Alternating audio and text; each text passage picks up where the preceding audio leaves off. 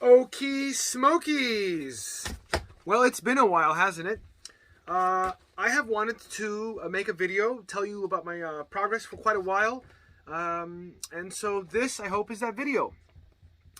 Okay, so since we last spoke about a month ago or so, or I spoke to you, I've been doing quite a bit of this clicking stuff in different environments, while cycling, while walking, in social environments, which has been interesting. Been doing it quite a bit. Been taking some notes, been recording some data, analyzing some data, plotting some graphs, which bother me if you really want to see them. I'm pretty busy with what...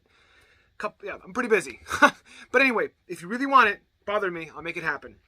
And so I would like to give you some words about what I've done and what I've learned, and tell you what I got planned, something like that. Okay, here goes. All right, so there's been many interesting discoveries or epiphanies or wow moments, whatever you want to call it. One of them is that corrugated surfaces have their own, they have a harmonic in the echo. It's usually the trapezoidal surfaces, like containers, or a lot of like sheet metal siding has this corrugated trapezoidal thing going on. Also, though, certain types of undulated, it's not quite sinusoidal, it's a bit squished. Corrugated walls also make the thing, and it's interesting. Okay, so when I'm walking along, say along a sidewalk, big concrete jungle here, I can hear, the depth of the stuff beside me pretty easily. It's pretty, it's recognizable. About a foot, 2 feet, 2 feet difference in the wall distance, and I know it. If it approaches me gradually, I have to click more often, to hear the sudden click. But, hey, I can hear it. Anyway, I've been able to recognize a lot of stuff. So, one other thing I've started to do, today was a good day for this, I can now track things in a plane around me pretty well. At least I've had success sometimes doing it. It's not consistent. I got a lot to learn. But yeah, you put a big-ass modern, F-150 that's somehow 3 times larger than they used to be with, like, 4 doors and a tiny bed in which you carry literally nothing. Put one of those in a parking lot, and I can click in any one of the 360 degrees in this plane, and I can hear it. I know where it is at all times, and I know how. It's interesting. But it's not a box. Anyway. Here we go. Okay, so been doing some measurements and some reading of the literature, of course, and doing some math. Working with some people on that. At least I haven't for a little bit. Whatever. Okay, so theoretically speaking, human acoustic perception is such that we cannot really distinguish 2 click-like events, 2, what was called broadband clicks that are any closer than about 10 milliseconds. Okay? So, less than that. It varies by time of day. Interestingly, we're sharper at night. Not surprising. Obviously, speed of sound is negligible, but it can be important. There's other factors, but generally about 10 milliseconds. Well, holy crap, it's true. When I'm about 3.4 meters, 3.5 meters, something like that, 4 meters, 3 meters away from an object, whoa, I know it. And it's freaky. It's freaky. I stop. I'm not used to that transition, that boundary.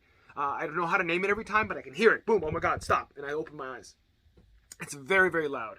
Very, very loud. So how do I get 3.4 meters? Well, it's easy. You take 10 milliseconds, you multiply times the speed of sound, which is here. I'm at sea level, okay? It might be minus 15 degrees Kelvin out there, but I'm at sea level. So yeah, the speed of sound is about 340 meters per second, and so that's pretty fast. Just for reference, cycling at 15 miles an hour is 5 meters per second. Okay, so that's pretty cool, but I can hear differences below 3.4 meters. At least I'm pretty sure I can. Maybe I'm deluding myself, but I'm pretty sure I can. I don't have a very good ear, actually, for music, so I can. And it's registered as timbre or pitch. So the echo goes away. It's shocking, but you got past it. You're walking along a surface that's so big that the echo is not as important because it's huge. And so you just, the angle is just flattening, you're getting closer, and you get into the no echo zone. But I can hear differences that are closer and closer and closer than that. And it's pitch, which sadly, there's an overlap from my deficiencies in music. The pitch stuff is a little more subtle for me. Maybe it is for everybody, I don't know. Okay, I can also hear stuff, up on this dimension. Of course, I'm not as good at the up-down dimension. Humans generally aren't. But I can hear the height of objects, which is really cool. So an F-150 feels like, a skyscraper, and a skyscraper feels like a skyscraper. Okay, we've talked about that. Okay, so I said I've been doing some data collection using an audio moth, if you know what that is. It's sampling at like 300 and whatever hertz. So we're getting a lot of data here. Very interesting to see. Very, very interesting to see. And I also have a rangefinder. Bought it on eBay, secondhand, of course.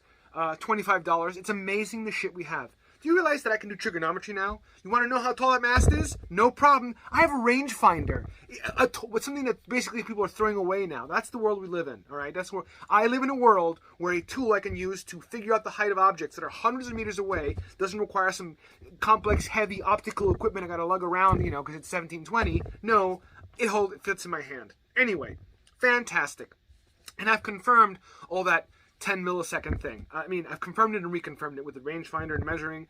It's about right. I do lose the perception of the echo right around 2 yards. Okay, 2-3 yards. It's gone. It's less than 3 yards, but it's more than 2 yards. Okay.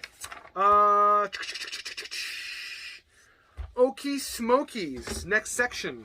Almost done. I hope.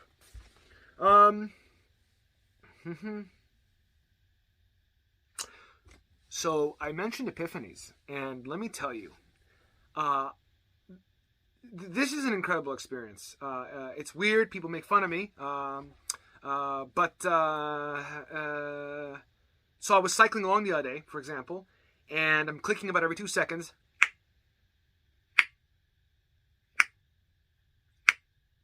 And boom, I hear this ping.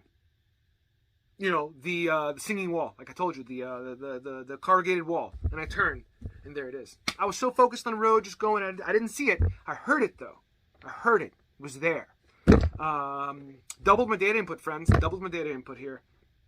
It was really interesting to hear that. And then a couple days later, I was on my bicycle pulling the trailer, the old Bobyak, and I was banking really hard, and the tire skipped.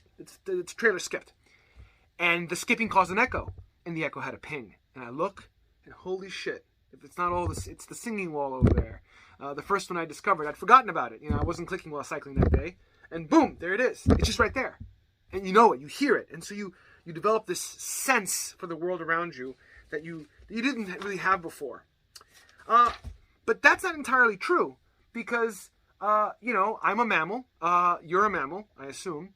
Comment below if you're not. And we have a sense. We are echolocation. We've been doing this. You have a sense for living in a fluid. You know what it's like living in a fluid. So I can now hear the echo my feet make off a surface beside me, which, of course, I could always hear. I'm sure you can hear it. We can all hear it. Anyone who's got pretty good hearing. Maybe you lose that with age, or other problems can come along. But most of us can hear it. The clicking has expanded my awareness of things that I already was aware, that I already had an intuition for. And again, we all have intuition for this. We are beings who live in a fluid. In fact, everything on this planet that I know of is a being that lives in a fluid. Some fluids are thicker than others, but they're all fluids, as far as I'm concerned. Even in California, the ground's a fluid when there's an earthquake. Okay, so next steps. Well, when you click, you're really projecting kind of a cone. It's not a sphere. Technically it is a sphere. You are making a spherical click, but there's a lot of attenuation here, obviously, and attenuation here. So I want to kind of figure out what the cone shape is, because it's important as you sweep along, right? So at a certain, it gives you awareness of, what your visual space really is. And so that'll be interesting to measure. when I find the time to, and I gotta do some reading. I gotta do some math. I gotta call in my math help here. And then the other thing I want to measure, which is much simpler, which is really fun, is, well, let's say you're clicking and there's something in front of you, an object in front of you over there, and you hear it, whatever, it's at echo range. But then there's a really big wall behind you, as there is at the DoubleTree here in the Berkeley Marina, what I call the clicking grounds. And then you hear that echo too. So, but it has to be the sum of these two, right? It's this echo time there, plus the time there, plus the time back. So that's interesting. It changes the nature of the echo behind you because you didn't directly hit it. Very interesting. I'm sure all the sonar people know everything about this. They have since they developed sonar. Okay, so those are the two sorts of things I want to do mathematically or with some measurements, data gathering. We're at the end of the video. We're almost done. 12 minutes in here, or 11 minutes in. So in future videos, I'd like to talk to you about the social effects of clicking. How much have I annoyed my friends? Which friends know how have I annoyed my friends? There we go. Another thing I'd like to talk to you about is comparison with bats. I can just show you this book. This is the book that sort of started it all a couple years ago. This man is a saint. I've learned so much from this book. Thank you, Moe's Bookstore. And then finally, I'd like to talk to you about... So there's some interesting thoughts on the encoding of information into a broadband click. I got to do some research there too. But there are degrees of freedom in it, actually, it turns out. And I'm learning more about that.